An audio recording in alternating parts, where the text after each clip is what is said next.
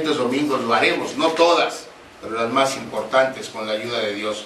Veremos más adelante, por ejemplo, la profecía de Isaías. Isaías, que yo creo que es el profeta que con más claridad se refiere a la obra y al carácter del Señor Jesucristo. Y por ejemplo, en el capítulo 9 de Isaías, que es clásico en esta temporada de Navidad, él señala que ese niño sería llamado admirable, consejero, Dios fuerte, Padre eterno, príncipe de paz. Que lo dilatado de su imperio y la paz no tendrían fin, dice Isaías. Y esa es la promesa, hermanos. Esa promesa la vamos a ver con la ayuda de Dios. Porque esta promesa que Isaías retrata en su libro, deja ver con claridad que la historia, eso es historia, del adviento de Jesucristo fue algo que Dios había prometido desde mucho tiempo atrás.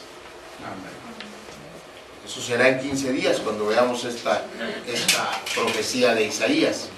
Por hoy, déjeme regresar al pasaje de Romanos para terminar, donde el apóstol Pablo, fíjese otra vez, con eso en mente, ya que le dije, volvamos a leer y entendamos el mensaje que Pablo está dando aquí. A partir del versículo 2, Pablo dice que él, ¿quién es él? ¿Quién? ¿A quién se refiere Pablo cuando dice que él había prometido? ¿Quién había prometido? Dios. Dios había prometido antes por sus profetas en las Santas Escrituras acerca de su Hijo, nuestro Señor Jesucristo, que era del linaje de David, según la carne era del linaje de David, pero dice Pablo, fue declarado Hijo de Dios según el Espíritu de Santidad por la resurrección entre los muertos. Si el Señor Jesucristo, hermano, no hubiese resucitado, entonces sí podríamos decir, Cristo solo quiso acabar con la injusticia de su tiempo, como dice este autor del libro de Invención del Cristianismo. Cristo fue un caudillo más, Cristo fue un mártir más en pro de la libertad y de los derechos humanos. Si el Señor Jesucristo hubiera muerto y ahí se hubiera acabado. Sabemos que la historia no termina ahí. La historia sigue con su gloriosa resurrección, que es la esperanza de nuestra fe. Por eso nos hicimos cristianos. Amén. Sabemos que Cristo resucitó y porque sabemos que dijo, el que cree en mí, esté muerto, vivirá. Entonces, esa es la base de nuestra fe, hermano. No nos hicimos cristianos para ser mejores personas, aunque ciertamente el cristianismo nos hace mejores personas. No nos hicimos cristianos para no sufrir. Nosotros no creemos en parar de sufrir. Si vamos a parar de sufrir, cuando estemos con Él en la eternidad. Pero lo que Él nos prometió en esta vida es sufrimiento. Porque vivimos, repito, una vez más en un mundo caído y que está reflejando las consecuencias del pecado. Y mientras estemos aquí, tenemos que bailar, hermanos, al son que nos toque.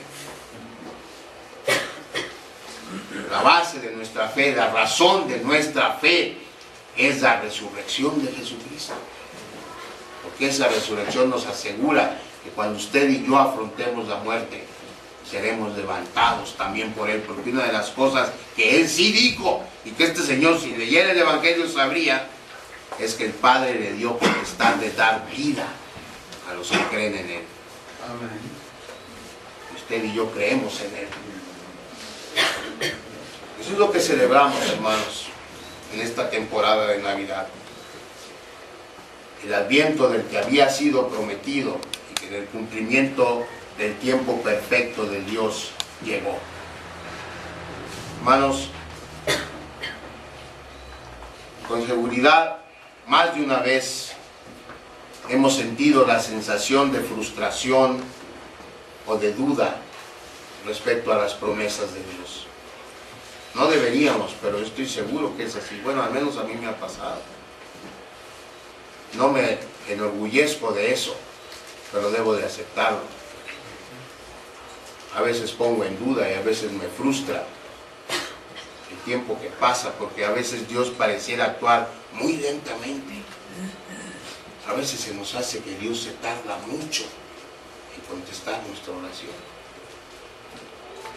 Y entonces nos empezamos a desesperar y a pensar que quizá Dios no vaya a cumplir sus promesas, al menos no la vaya a cumplir en nuestras personas. Pensamos que quizá para nosotros no habrá sanidad.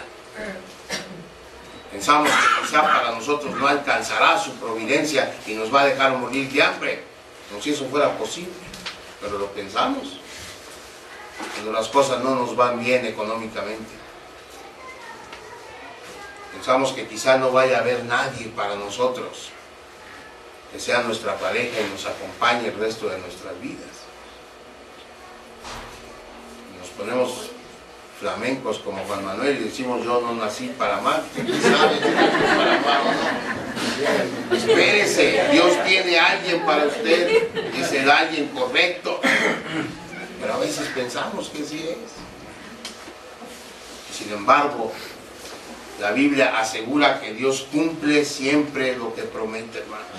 Amén. Dios, nos enseña la Biblia, no es hombre para que mienta, ni hijo de hombre para que se arrepienta. Recordamos las palabras de Dios cuando el profeta Habacuc, fíjese, un siervo de Dios, un profeta de Dios, le preguntaba: ¿hasta cuándo te voy a orar y no me vas a contestar? ¿Hasta cuándo tengo que aguantarme mis lágrimas? ¿Hasta cuándo tengo que clamar a ti? ¿Y tú parece que estás así? La respuesta de Dios: aunque tarde, espéralo, porque sin duda llegará. Y esas palabras, hermanos, las debemos atesorar esta mañana. Las promesas de Dios para nosotros son ciertísimas. Y aunque tarden, sin duda llegarán. Amén. De la misma promesa, o de la misma manera que la promesa del Mesías se cumplió, y ese niño nació y creció y dio testimonio del poder de Dios a través de los milagros, y vivió una vida de perfecta justicia para luego poder otorgarnos esa justicia a nosotros. Y luego padeció en la cruz para que usted y yo no tengamos que soportar el castigo que nuestros pecados merecen. De esa misma manera en que todo eso se cumplió, de esa misma manera Él regresará por segunda vez. Aunque parezca que ya se tardó, dice el apóstol Pedro: no tengamos por tardanza. Pasa que Él es paciente y quiere que todos los que hemos sido llamados procedamos al arrepentimiento. Entonces, así, de esa misma manera que Él llegó la primera vez, llegará la segunda vez para consumar el reino que su Padre ya le otorgó. Un reino del que usted y yo, por gracia, somos parte. Y usted me puede preguntar: bueno, ¿y mientras? Sí, yo sé que va a venir. Y mientras, bueno, mientras las otras promesas de Dios se cumplirán en cada una de nuestras vidas, hermanos. Y la principal es, y grábeselo, la principal es que Él no va a permitir que nada llegue a nuestras vidas si eso no va a ayudar a asegurar nuestra salvación, de asegurar que usted y yo seamos parte del segundo adviento de Jesucristo. Segundo adviento que será un adviento glorioso, porque entonces ese mundo de felicidad total no será una utopía. No piense, hermano, por el amor de Dios, no piense. El reino de Dios es una utopía o una fantasía, es una realidad. Amén. El tiempo perfecto de Dios se cumplirá, y la promesa es que Dios va a permitir solamente que llegue a nuestras vidas aquello que asegure nuestra presencia en ese reino de Dios. Sea lo que sea, cosas buenas y cosas malas también.